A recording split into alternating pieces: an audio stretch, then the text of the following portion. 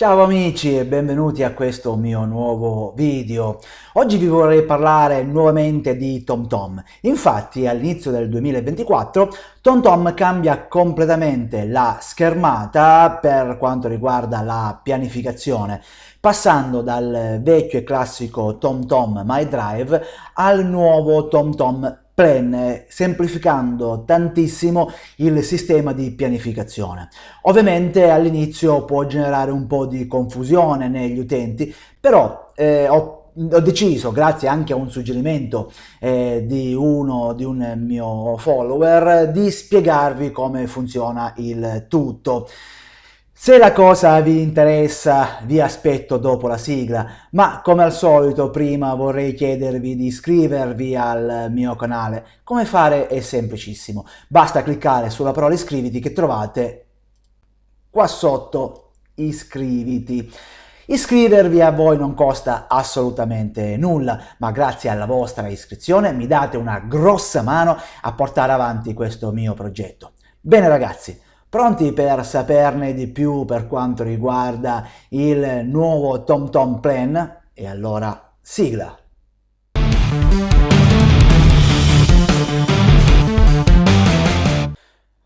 Ovviamente la prima cosa che bisogna fare per quanto riguarda il collegamento su TomTom Plan è molto semplice, bisogna andare su internet, io uso Google Chrome, e andare a cliccare l'indirizzo plan TomTom, o meglio plan.tomtom.com, oppure per chi era già registrato basta andare sulla vecchia icona, io l'avevo precedentemente salvato, e ci si collega su TomTom Plan, che questo qua.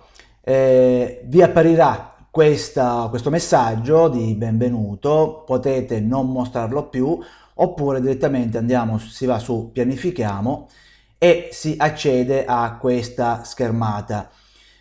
Ovviamente per poter iniziare a pianificare la cosa più importante è quella di registrarsi o comunque accedere con il proprio account. Io sono già connesso, ma facciamo una simulazione, mi disconnetto, quindi andiamo ad accedere al proprio utente, accedi, quindi nel momento in cui avevate già un account con TomTom My Drive, il problema non sussiste perché in automatico vi troverete il vecchio, anzi vi siete già trovati perché il tutto è già successo, vi siete trovati il vecchio account sul nuovo, quindi da TomTom Drive a Plain TomTom. Se per caso non avete nessun account, basta crearlo andando su crea account e il sistema vi indirizza sul sito di TomTom e qui vi create il vostro account. Quindi nel mio caso sono già registrato, accedi e vi trovate qui questa schermata. Allora io mi sposto, mi metto qua, perfetto, che qua non do fastidio. Allora vi ritrovate delle icone sia a sinistra che a destra. Guardando lo schermo andiamo con le icone di destra.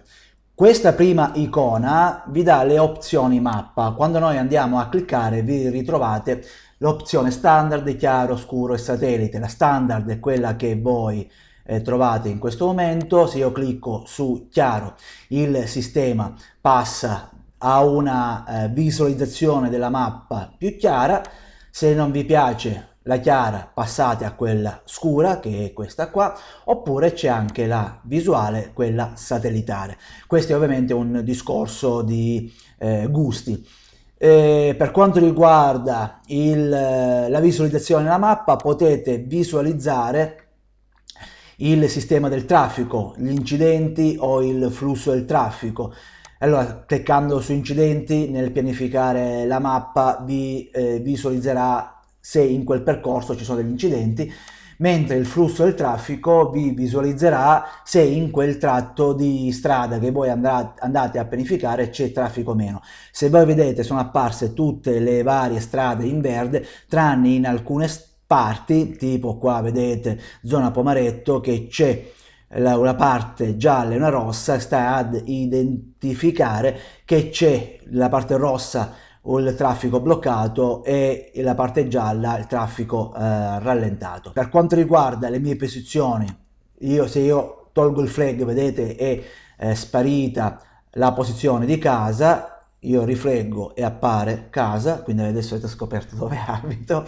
E poi qua sotto, se noi ci posizioniamo col cursore nella parte bianca, ci sono tutti i punti di interesse e con il seleziona tutto, tutti i tipi di punti di interesse vengono visualizzati durante la pianificazione, oppure se voi volete vi andate a selezionare quello che più vi piace. Viaggi stradali, il sistema vi fa vedere due tipi di percorsi, quelli panoramici e i percorsi TomTom Road Trips, ovvero i percorsi panoramici sono tutti quei percorsi praticamente appunto panoramici. Se io vado a cliccarci sopra o meglio mi vado a posizionare sopra con il ditino, vedete mi appare il percorso Avigliana-Giaveno, mi dice quanti chilometri sono, quanti minuti ci si impiega per percorrerlo. Mentre i percorsi del TomTom Road Trips sono tutti questi in blu che io vi faccio vedere, sono quei percorsi che magari sono stati condivisi da altri utenti e che fanno parte del mondo TomTom. Qua vedete ce n'è uno in blu che se noi ci andiamo a posizionare sopra, la Rue des Grandes Alpes, qui me lo metto in inglese, sono 690 km, 14 ore e 46 minuti. Nel momento in cui io ci vado a cliccare sopra alla mappa, io posso praticamente con questa mappa avere il dettaglio, posso avere la descrizione di questa mappa, in più la posso o copiare nei miei percorsi oppure scaricare la mappa in formato GPX. Qua sotto, questa qua va a identificare la mia posizione, poi più e meno praticamente posso zoomare o non zoomare la mappa, mentre questa zona qui, questo icona qui ovviamente sta ad indicare il mio nord geografico, attenzione, non quello magnetico, quello geografico. Passiamo alle icone che si trovano a sinistra. Allora, la mappa, quella più sotto, visualizza traffico. Nel momento in cui io vado a cliccare mi va a visualizzare il traffico, mi si apre la vecchia icona che vi ho fatto vedere prima. Posso con questa icona qua cercare un luogo, faccio un esempio, vado a cercare, io qua ho già dei luoghi che avevo selezionato in passato, ma se io voglio mettere che so qualcosa di nuovo, metto che so Torino Italia, io vado a cliccarci sopra e in automatico il sistema mi va a identificare l'area di Torino. Da questo momento in poi posso prendere questo luogo come punto di destinazione oppure come punto di partenza, lo vado ad impostare. Oppure un'altra cosa che posso fare, posso andarmi a cercare un punto praticamente cliccando semplicemente sulla mappa.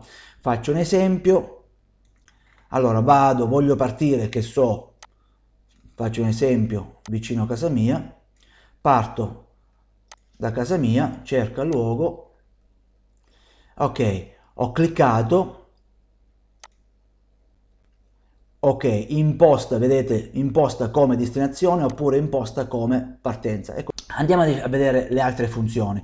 Queste tre righe, allora, abbiamo i miei elementi, impostazioni e TomTom Lab. Per quanto riguarda i miei elementi, io ho la possibilità di vedere i luoghi salvati, in questo caso la casa, o i percorsi che ho precedentemente salvato.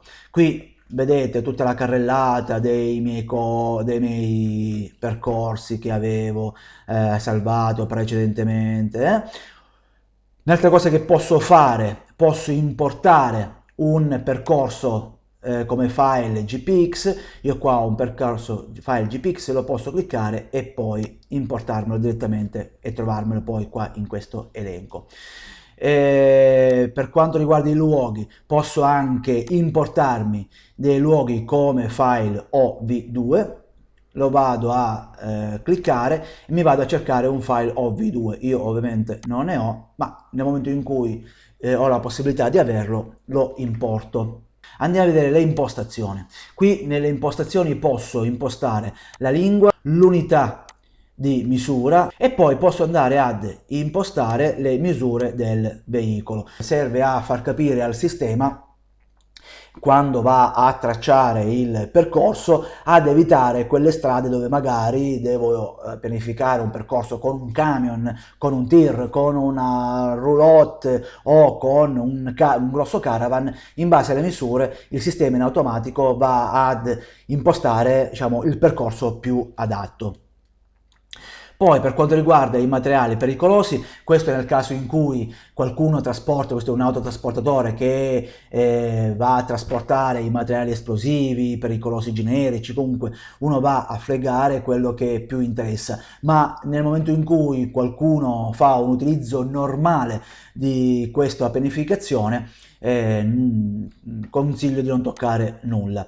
Limitazione alle gallerie, nessuna, oppure le varie limitazioni, perché capita a volte che nel passaggio di alcune gallerie ci sono delle limitazioni, quelle vanno rispettate. Allora nel momento in cui noi le andiamo ad impostare, in automatico il sistema, come dicevo prima, le va a tener conto. TomTom Lab, qui praticamente in fase sperimentale ti dà degli indicatori nel momento in cui noi andiamo ad impostare il nostro percorso. Quindi se noi andiamo a fregare sul primo, abbiamo un indicatore per quanto riguarda il tempo a distanza lungo il percorso.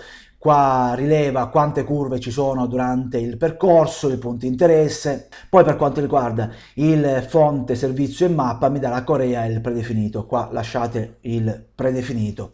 Per pianificarlo andiamo a cliccare su questo segnale a forma di S, che ci clicco sopra e qui mi appare questo tipo di icona.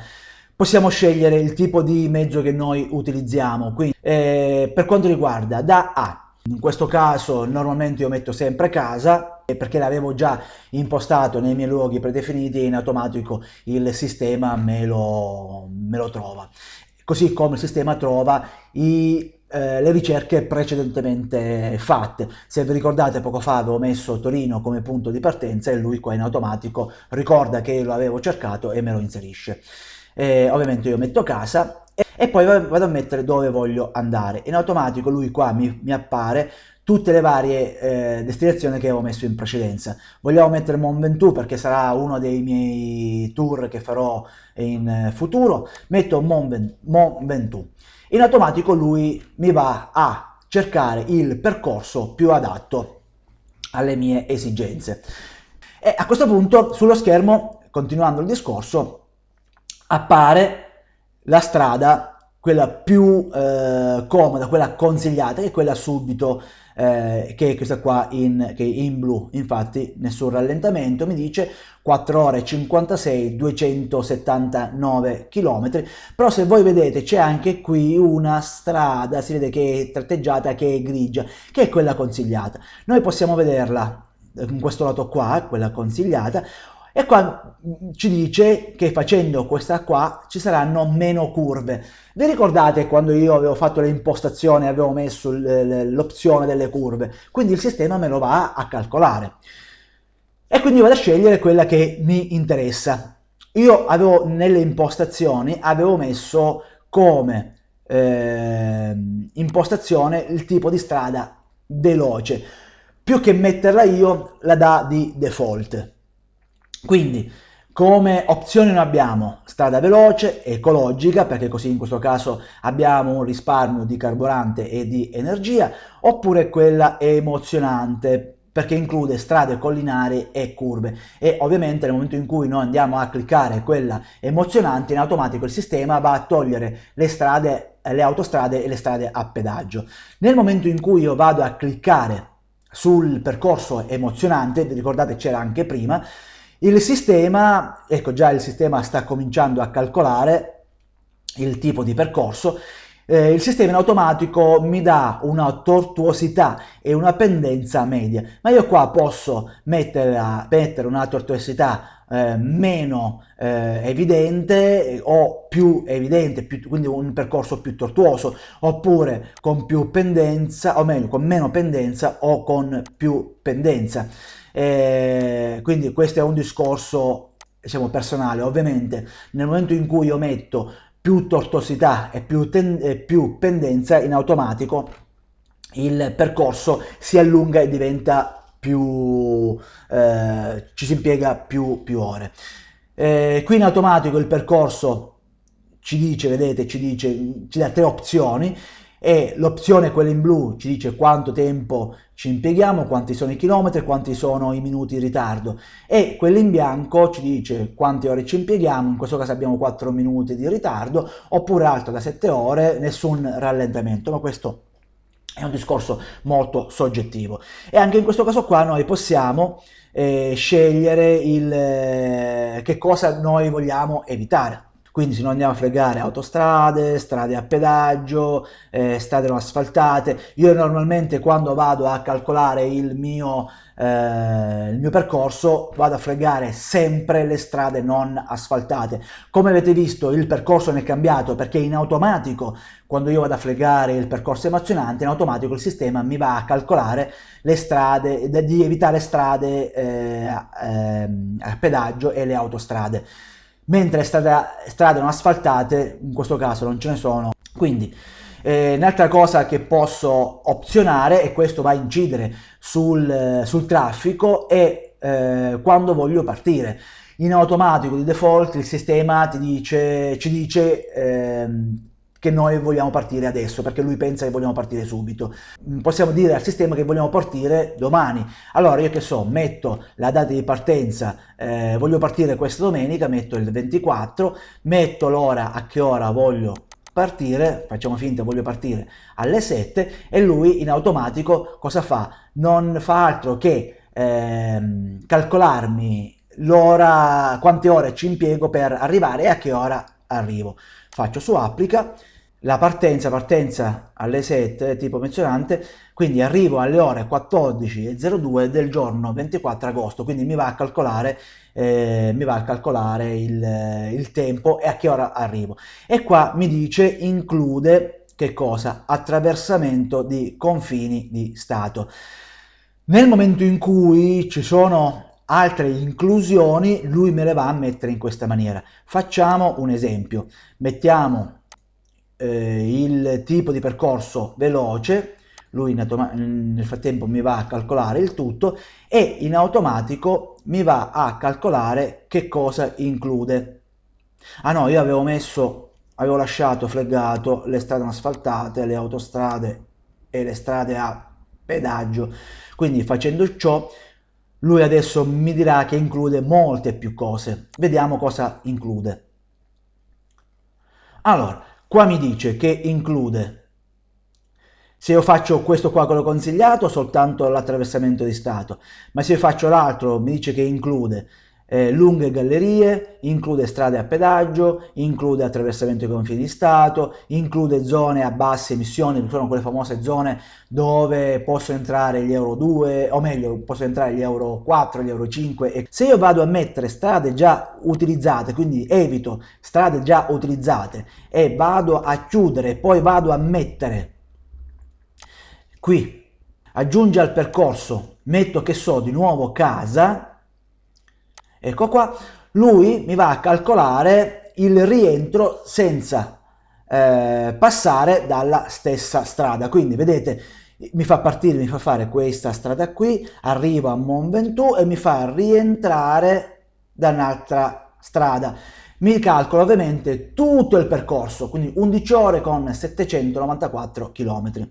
Posso eliminare questo, se voglio, posso eliminare questo questo luogo che ho aggiunto al percorso, ma posso fare anche un'altra cosa. Facciamo finta che io voglio passare da gap che trovate qua. Allora, aggiungi al percorso, io metto gap, per esempio, gap, in automatico il sistema mi va a cercare gap, Francia, eccolo qua, io metto gap, però quel discorso lui lo va ad identificare come luogo finale. Io lo voglio invece, ecco, vedete, me lo mette come luogo finale. Io invece facciamo finta che lo voglio come punto intermedio. Non faccio altro che spostare gap e lo metto come secondo punto. Lo sposto col cursore. Lo metto qui, me lo sono trovato come secondo punto e in automatico il sistema mi fa passare da gap. Oppure se non voglio fare un discorso del genere,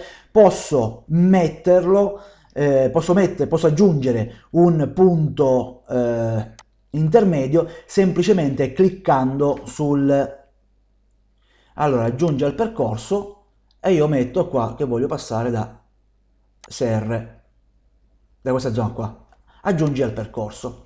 Lui in automatico me lo aggiunge, però me lo aggiunge sempre come posizione finale e non faccio altro, mi posiziono, ci sono queste due lineette e me lo sposto come secondo punto, eccolo qua. In automatico il sistema me lo va a mettere come secondo punto al percorso. Il percorso lo posso anche modificare andando a semplicemente cliccare sul percorso. Allora facciamo finta che io voglio passare da un'altra strada, facciamo finta che io qua, quando arrivo a Baynes, anziché fare questa strada qua, voglio fare questa qua che voi vedete piccolina bianca e poi farmi quest'altra qui. Io cosa faccio? Col cursore vado a cliccare sul percorso, questo qua blu, clicco, me lo vado a spostare, vedete che c'è questo pallino bianco, lo vado a spostare dove voglio andare.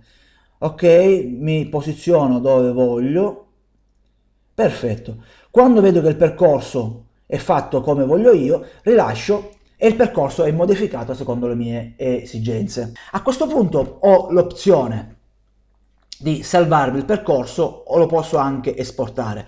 Lo posso scaricare con formato GPX oppure posso inviare soste direttamente al dispositivo che noi abbiamo sulla macchina, sulla moto. Nel momento in cui io vado a salvare il percorso, il sistema lo va a salvare, posso nominare il percorso come vogliamo, quindi casa Mont Ventoux oppure direttamente Mont Ventoux, solo Mont Ventoux, metto prova perché poi lo vado a cancellare, prova, ok, e lo vado a salvare. Nel momento in cui lo vado a salvare il sistema mi dice vuoi sincronizzare questo percorso? Io dico sempre sì, perché così me lo ritrovo sincronizzato con il TomTom Ride che mi trovo sulla moto. Io clicco sì e il percorso dice che è sincronizzato. Benissimo. Un'altra cosa che posso fare con questo percorso, lo posso cancellare, lo posso scaricare nuovamente in formato GPX, lo posso modificare, lo posso condividere. Per quanto riguarda la modifica, posso modificare l'intero percorso o soltanto la descrizione, posso condividerlo tramite Facebook, email oppure copia e link. Il problema è che nel momento in cui io copio o vado a condividere questo percorso, chi lo riceve lo può leggere solo e esclusivamente se ha il TomTom Plan, altrimenti non lo riesce a leggere. Questo ho già provato perché capita a volte che copio il link e lo mando via WhatsApp agli amici motociclisti, loro mi dicono che non riescono a leggerlo e quindi questo è importante saperlo. Vado per esempio ad eliminare questo percorso perché non mi interessa e qua mi dice elemento Mont Ventoux prova rimosso. Avete visto, io l'ho eliminato, il sistema però me lo riconosce come ultimo lavoro fatto. Me lo ha eliminato come file di per sé, però comunque se io voglio ripristinarlo, voglio magari continuare a lavorarci sopra, lo posso fare benissimo, senza alcun problema. Se invece non voglio fare nulla, metto qua cancella e in automatico il sistema mi cancella. Spero che questo video vi sia piaciuto e che sia stato utile. Non vi nascondo che pensavo durasse molto meno e di non annoiarvi più di tanto, ma se non vi ho annoiato e il video vi è piaciuto ed è stato utile, mettete un like e condividetelo con i vostri amici attraverso i vostri social. E se avete dei suggerimenti scrivetelo qua sotto nella sezione commenti. E concludo citando come sempre il buon Nico Cereghini, il quale ci diceva sempre: casco in testa e ben allacciato, luci accese anche di giorno e prudenza sempre. Ciao ragazzi e ci vediamo al prossimo video.